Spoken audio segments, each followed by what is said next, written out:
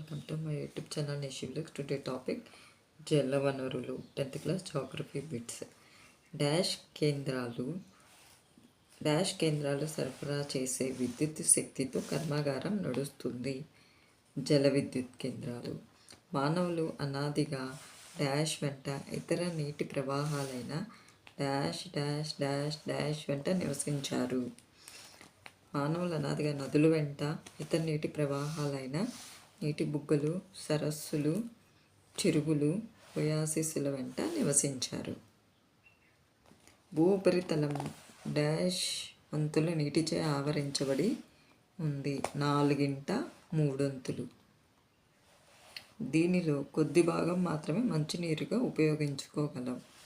ఈ మంచినీటిని ప్రధానంగా మనం డాష్ మరియు డాష్ నుండి పొందుతున్నాము. ఈ మంచినీటిని ప్రధానంగా మనం ఉపరితల ప్రవాహాలు మరియు భూగర్భ జలాల నుండి పొందుతున్నాం.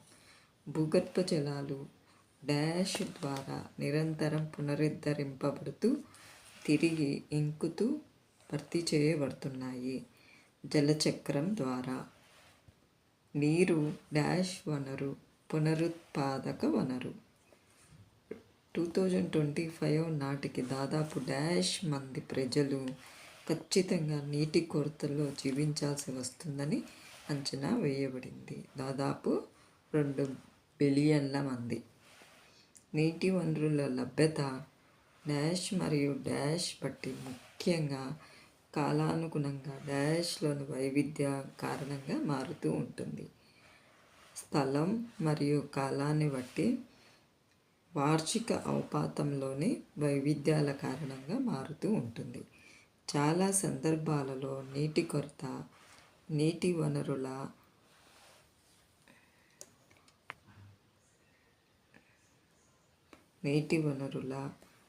డాష్ డాష్ మరియు డాష్ సమూహాల మధ్య డాష్ పంపిణీ అదే కారణాల వల్ల ఏర్పడుతుంది.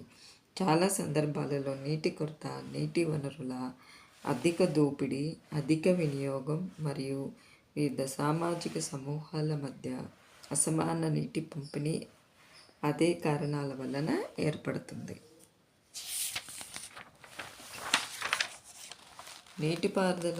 నీటిపారుదల సౌకర్యాలు కలిగిన సాగు భూమి అతిపెద్ద డాష్గా ఉంది. నీటి వినియోగదారుగా ఉంది.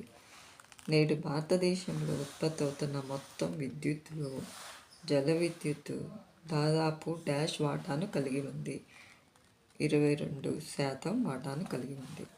భారత ప్రభుత్వం డాష్ని ప్రకటించడం ద్వారా ముఖ్యంగా గ్రామీణ ప్రాంతాల్లో నివసించే ప్రజల జీవన ప్రమాణాన్ని, జీవన సౌలభ్యాన్ని పెంచడానికి అధిక ప్రాధాన్యతను ఇచ్చింది.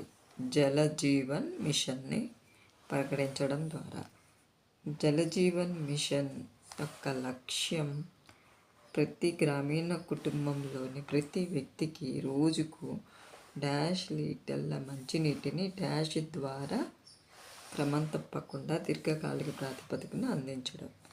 రోజుకు 55 లీటర్ల మంచినీటిని పైప్ లైన్ల ద్వారా క్రమం తప్పకుండా దీర్ఘకాలిక ప్రాతిపదికన అందించడం జల్ జీవన్ మిషన్ యొక్క లక్ష్యం.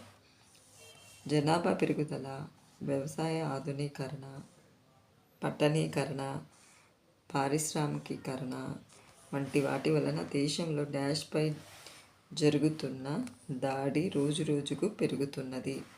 నదులపై జరుగుతున్న దాడి దీని వలన మొత్తం జీవప్రాణులకు ముప్పు పొంచి ఉంది. క్రీస్తుపూర్వం 1వ శతాబ్దంలో అలహాబాద్ సమీపంలోని డాష్లో గంగానది వరద నీటిని మళ్లించే అధునాతన నీటి నిర్వహణ వ్యవస్థ ఉండేది. శృంగవేరపురంలో, అలహాబాద్ సమీపంలోని శృంగవేరపురంలో. డాష్ కాలంలో ఆనకట్టలు, సరస్సులు, నీటిపారుదల వ్యవస్థలు విస్తృతంగా నిర్మించబడ్డాయి. చంద్రగుప్త మౌర్యుని కాలంలో అధునాతన నీటిపారుదల పనులకు సంబంధించిన ఆధారాలు డాష్ డాష్ డాష్ డాష్ రాష్ట్రాలలో మొదలైన ప్రాంతాల్లో కనుగొనబడ్డాయి. అధునాతన నీటిపారుదల పనులకు సంబంధించిన ఆధారాలు కళింగ ఒడిశా, నాగార్జునకొండ ఆంధ్రప్రదేశ్, బెన్నూరు కర్ణాటక, కొల్హాపూర్ మహారాష్ట్ర మొదలైన ప్రాంతాలలో కనుగొనబడ్డాయి. 11వ శతాబ్దంలో నిర్మించిన డాష్ ఆ కాలంలోని అతిపెద్ద సరస్సులలో ఒకటి. భోపాల్ సరస్సు ఆ కాలంలోని అతిపెద్ద కృత్రిమ సరస్సులలో ఒకటి.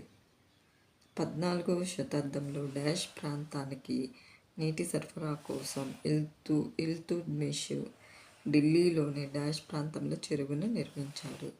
సిరికోట ప్రాంతానికి హౌస్ ఖాన్ ప్రాంతంలో చెరువును నిర్మించాడు.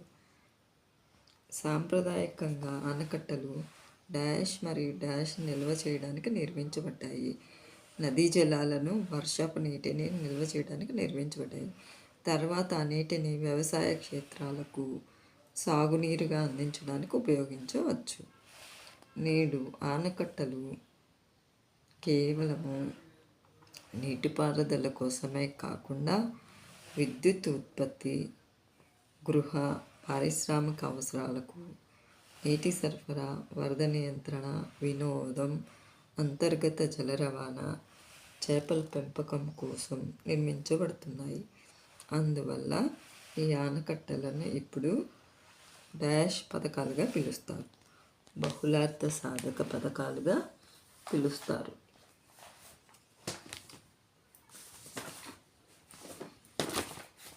Thank you. Please subscribe.